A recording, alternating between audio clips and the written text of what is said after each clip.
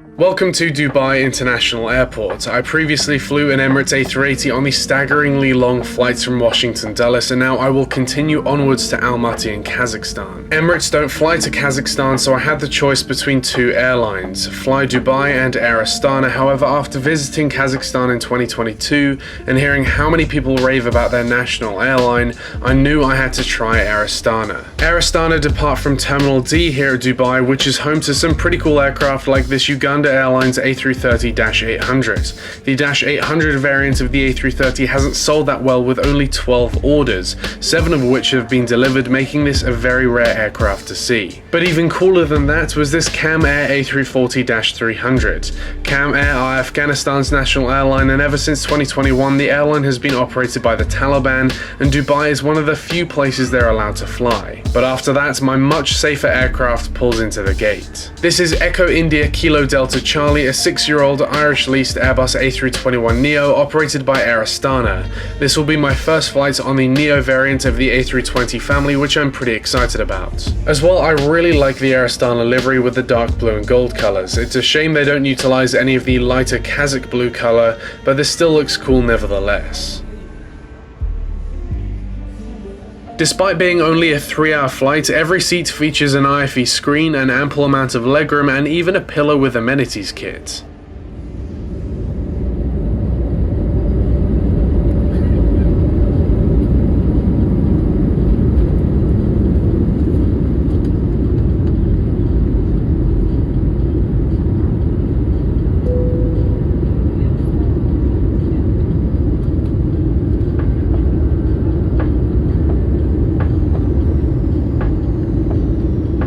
After we departed Dubai on runway 30 right, we began our climb up over the Arabian Gulf. To the surprise of a European who's used to being charged for almost everything in economy, we were then given a hot towel followed by a snack and a drink. And then a while after that, the main meal of today's flight was served. And yes, that's a main meal after a snack. And the meal today consisted of beef with rice, some bread with ham and cheese, a cereal bar, and a beverage of your choice. Ever since visiting Kazakhstan the first time, Air Astana have really started to interest me, and they're certainly a diamond in the rough when it comes to this part of the world. Most of the countries around this region used to be a part of the Soviet Union up until 1991, and a lot of these countries have found it hard to prosper on their own, and this is reflected in the airlines around this part of the world. Some aren't exactly what you would call bad, but they're not exactly thriving, except, I would say, for Air Astana, and they have an origin which really fascinates me. BAE Systems are a British armed security and aerospace company that produce almost everything for the British military, including all naval ships, a lot of aircraft, radars, and almost everything in between. They also sell these assets to allied countries, and in 2001 BAE Systems were trying to secure a sale with the Kazakh military for a range of radars. At the same time, Samrat Kazina, a Kazakh welfare fund, were in the midst of trying to launch a national airline for Kazakhstan, and so to sweeten the pot for the Kazakh government, BAE Systems purchased 49% of the shares in this new airline. This new airline being, of course, Air Astana. Air Astana have operated the Boeing 737 and 757 from launch, but are now in the middle of a large and also impressive fleet upgrade. They have operated the A320 and A321 since 2006, but these are now being upgraded to the new Neo family. They have already replaced their A320s with 11 orders for the A320Neo, and while they still have their regular A321s in service, these will soon be phased out and be replaced with more of the aircraft we're currently on, the A321Neo. They currently have 7 orders for the A321Neo and 16 orders for the A321LR, which is the long-range version of the A321Neo. Along with this, they have 5 of the brand new E190-E2s in their fleets, but unfortunately these will be phased out this year. Despite being brand new, they'll be phasing them out due to fleet commonality, which, while sad, is a smart move for the airline, as the E2s really don't offer that much when compared to the A320Neo family of aircraft. Where I was staying in Almaty was right on the approach into Almaty Airport, and we would often eat outside, and I loved hearing these E2s go overhead,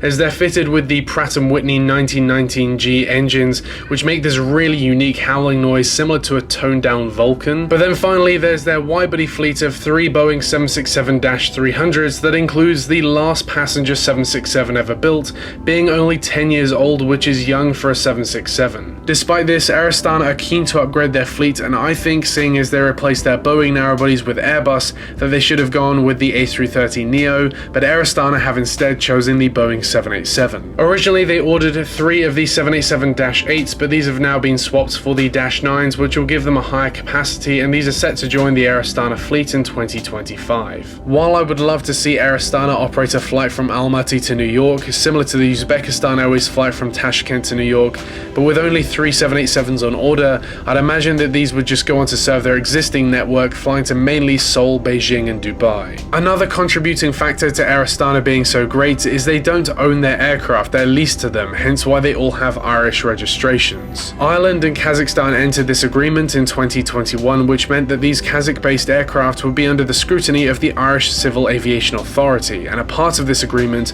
would include the training of Kazakh maintenance technicians. ICAO audits have shown that according to ICAO safety standards, Kazakhstan's Civil Aviation Organization have risen in pass rates from 37% to 75%, which is now 6% higher than global standards. There's no denying that even half a decade ago, Kazakhstan were in a rough place when it comes to aviation safety, but over the last couple of years this has improved drastically, which is helping them in their continual separation from any Soviet-era reputations. Just take a look at Aeroflot, for example, still upholding to those Soviet reputations.